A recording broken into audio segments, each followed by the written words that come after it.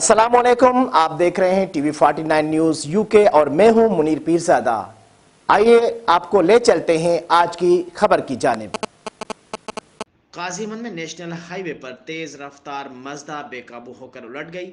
एक जांबाग 5 अफराद सख्त जख्मी हो गए। आपको मजीद तफसील से आगाह करेंगे हमारे तहसील काजीमंद के नुमाइंदे अशफाक अहमद राजपूत। जी अशफाक, क्या तफसीलात हैं इस बारे में? जी बिल्कुल।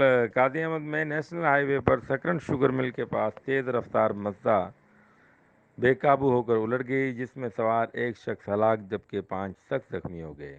आपको मज़ीद तफसील से बताते चलें कि मुतासरा अफराद शहदादपुर से कादी अहमद में जानवरों की मंडी में व्यापार करने के लिए आ रहे थे, जहाँ बक होने वाले शख्स की शनाख्त अकबर भुमरो के नाम से हुई, जबकि जख्मियों में यूसुफ टालानी, इमदाद हुसैन टालानी, खालिद हुसैन टालानी, सोनो खान टालानी, दादा गुल पठान शामिल हैं, जिन्हें फौरी तौर पर तहसील अस्पताल कादी में मुंतकिल किया गया, जहाँ पर डॉक्टर व दीगर तिब्बी अमले न होने की वजह से ज़ख्मियों को बर वक्त तिब्बी इमदाद न दी जा सकी।